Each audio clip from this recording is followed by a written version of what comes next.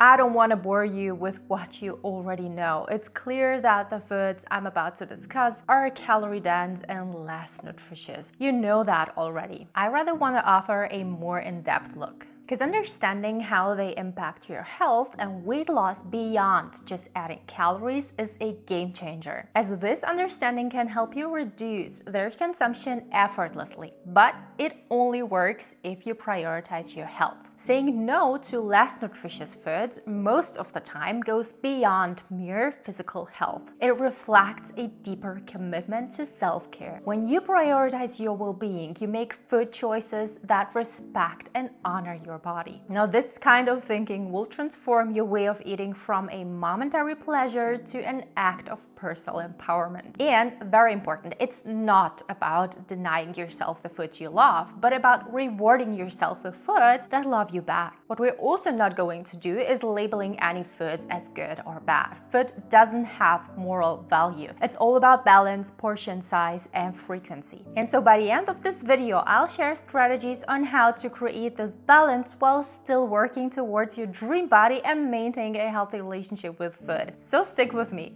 First, there are the sugary beverages like soda, sweetened teas, and energy drinks. I just recently spoke with someone who said that with all her responsibilities, child, household, etc., she doesn't have time to exercise. But after talking a bit, we realized that it's not time she's lacking, it's her energy levels. Now, what does this have to do with sugary beverages? A lot. If consumed regularly, these impact your energy levels at its finest. And regular consumption means having them multiple times a week, or in her case, multiple times daily. Over time, the high sugar consumption disrupts your body's natural energy regulation. Now, as a result, your threshold for feeling energized goes up. And healthier foods, which typically release glucose more slowly and steadily, may seem less effective in providing immediate energy because your body is dependent on sugar for that spike. This results in consistently low and unstable energy levels, leaving you feeling tired, unfocused, and less productive throughout the day. Now, then your overall sluggishness will not only cause you to skip all that you could be doing for your health, but even the essential tasks will take a lot of effort. You feel exhausted and get distracted by your phone or other things that don't really help you get anything done. Now, this leaves you feeling overwhelmed and unable to fully tackle what you need to do. Of course, there is no energy left for self-care. And here, my ladies, we do not talk about face masks or bubble baths. Real self-care starts with changing the habits that are costing you your health and happiness in the long run. Now, for her, this means starting by reducing sugary beverages, cutting down until it's just 1 glass per week for occasional enjoyment rather than a daily hydration necessity. Not mentioning the fact that those drinks don't hydrate. They actually dehydrate. Now, I know I've rambled a bit, but it's important to understand how far-reaching the consequences of our daily choices can be without us even realizing the connection that goes far beyond just calories. So the next time you feel like you don't have time, think about how energized you feel. What habits drain your energy? Maybe it's the sugary beverages you constantly drink.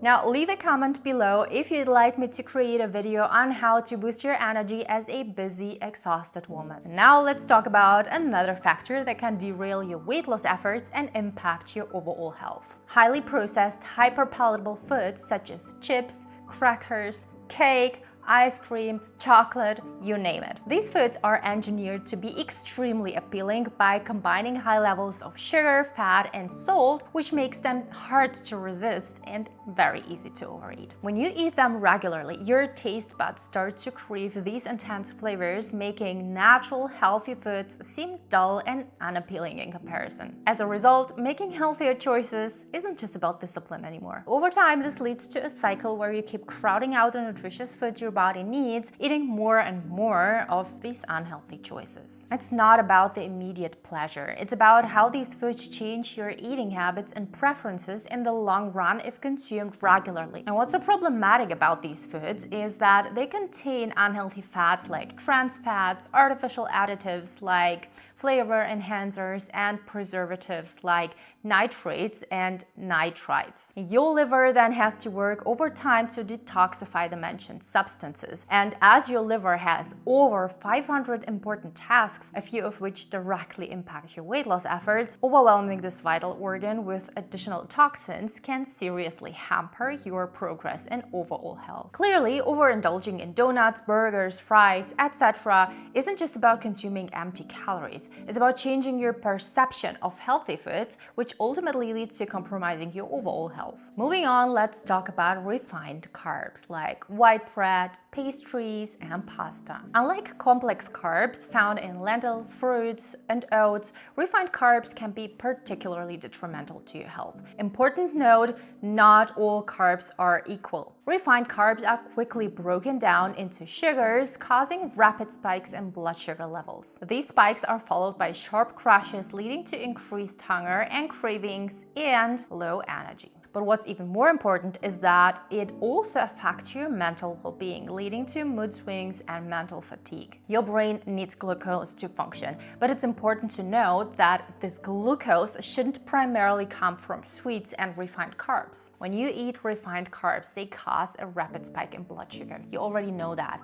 This then triggers a large release of insulin. Now, over time, if this cycle is repeated frequently, your brain cells can become less responsive to insulin, impairing their ability to take up glucose. Now, this can affect cognitive function and may contribute to the development of neurodegenerative diseases. So while your brain needs glucose, it's crucial to get it from nutritious sources to ensure optimal brain health and prevent insulin resistance. Otherwise, compromised brain function can make simple tasks like planning your meals for the week or even writing a grocery list feel overwhelming. Starting a new habit and staying consistent with it generally requires more mental energy. Ever since the brain was identified as an insulin-sensitive organ, evidence has rapidly accumulated that insulin action in the brain produces multiple behavioral and metabolic effects, influencing eating behavior, peripheral metabolism, and cognition. Next on our list is trans fats found in fried foods, baked goods with hydrogenated oils like, for example, palm oil. Excessive consumption can disrupt the production and function of several hormones, including insulin, leptin, cortisol, and estrogen. We'll take a closer look at estrogen and cortisol. Cortisol is a steroid hormone produced by the adrenal glands. It's crucial for the body's stress response, metabolism, and immune function. When you consume trans fats regularly, several mechanisms can disrupt cortisol regulation.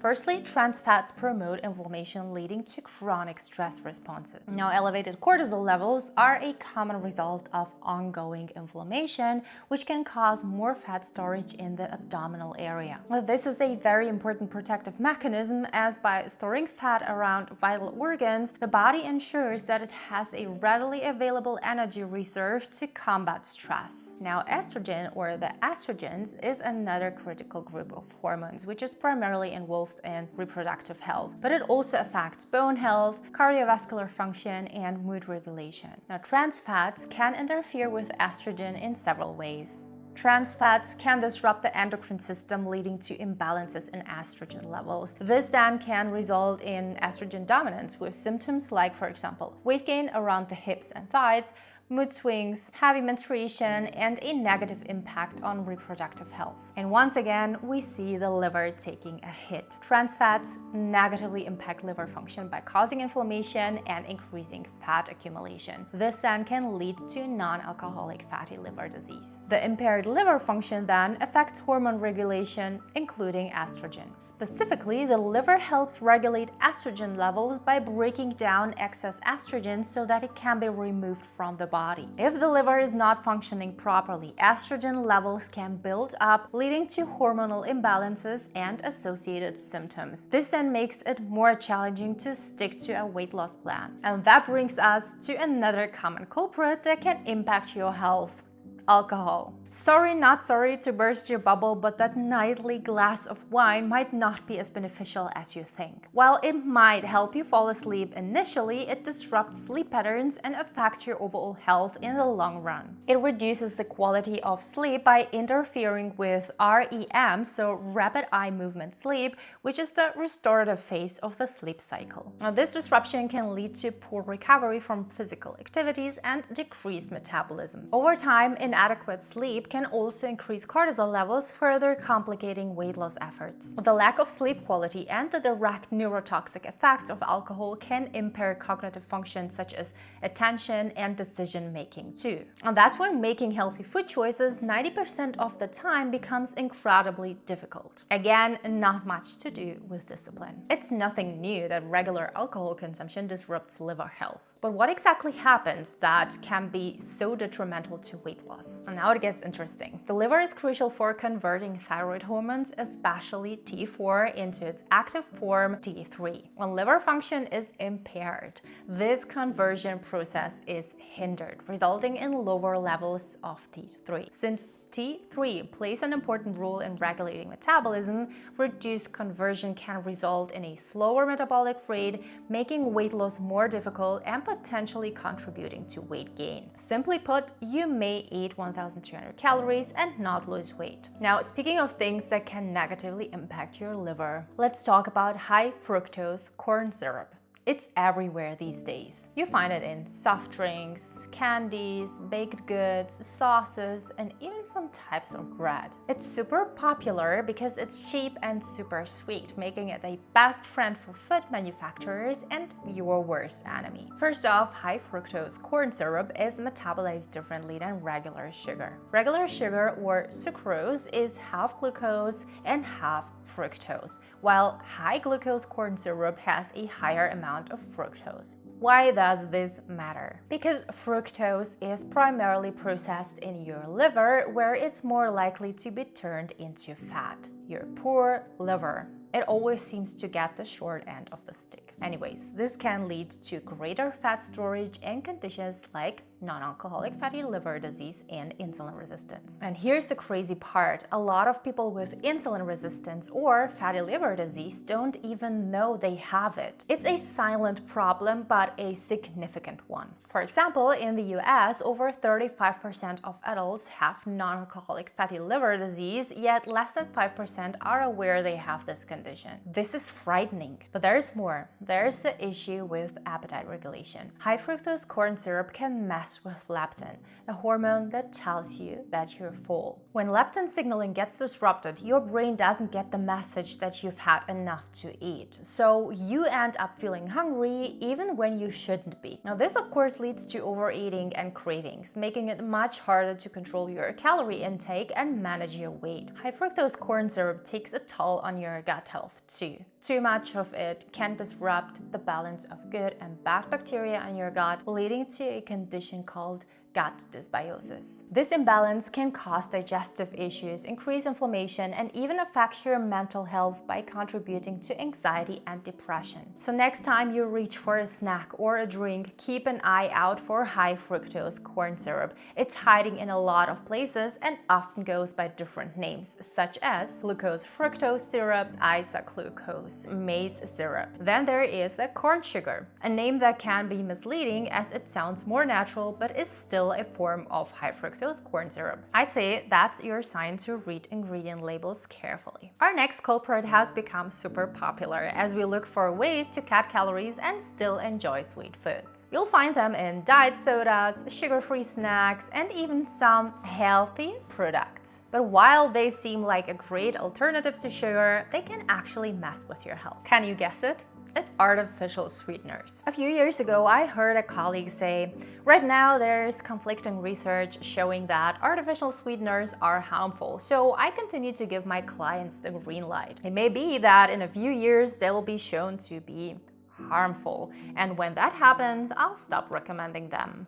I go with science. I love science, but there's also a thing called common sense and the consideration of potential harm. For me, it's common sense that overconsumption of ingredients that we don't fully understand yet isn't worth the risk. If consumed occasionally, it's not the problem, as with everything else. Whenever I drink soda, I choose diet soda over the regular soda to avoid blood sugar spikes. However, I don't think it's wise to make diet soda your daily beverage of choice instead of water. Look, cigarettes were always harmful, but back in the day, they were advertised as being good for you. Sorry, but I don't need to wait decades for science or society to catch up. I can make my own decisions now, and so should you. Now, what about cravings? You think that switching to artificial sweeteners would help reduce your sugar cravings, right?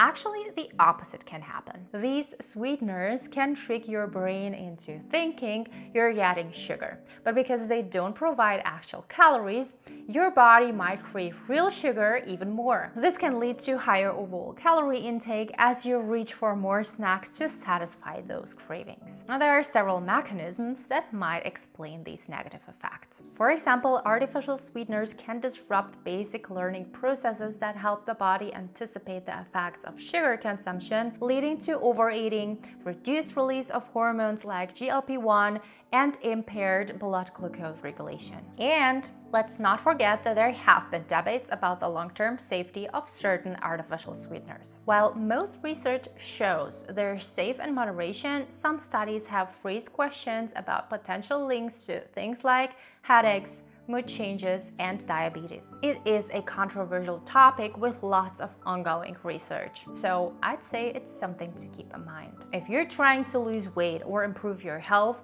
it might be better to reduce your overall sweetness threshold. This means cutting back on both sugar and artificial sweeteners. Instead, try natural sweeteners like stevia or monk fruit, which have fewer reported side effects. Even better, focus on whole foods that naturally satisfy your sweet tooth, like fruits. All those health issues we face nowadays don't just come from one food or a dietary component. They generally come from consuming unhealthy foods in excess. And that's why we need to discuss one of the best strategies to moderate the consumption of these foods, because who would want to completely avoid ice cream?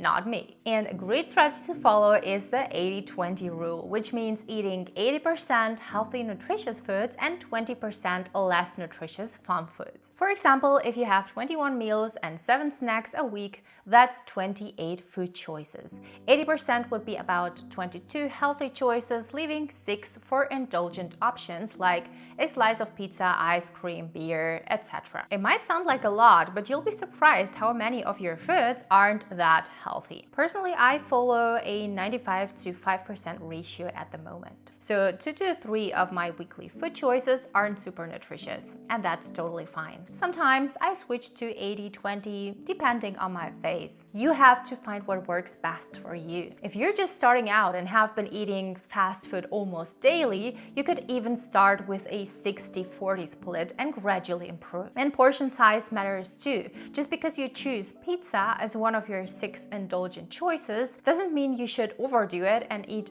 3 slices instead of 1. Stay mindful and pay attention. The 20% only count if you don't overeat. And a fun way to keep track of your indulgent choices is to make yourself 6 tokens and use one every time you have such a meal, snack, or drink. And to make things even easier, focus on cooking more meals at home and cutting back on ordering takeout or eating out. Home-cooked meals give you more control over the ingredients and portion sizes. Plus, you'll save money. Reducing rather than eliminating these foods can help you lose weight more effectively by improving hormonal balance, enhancing sleep quality, stabilizing mood and stress resistance, and supporting overall physical and mental performance, all while maintaining a healthy relationship with food without guilt or regret. And please don't just focus on calories. They are a terrible measure of health. Speaking of health, if you're a busy woman with little time on your hands and want to make a change in your eating habits, this is the video to watch next. Thanks for sticking with me. If you found this video helpful, give it a thumbs up. Until next time, take care of yourself because your health is your greatest wealth.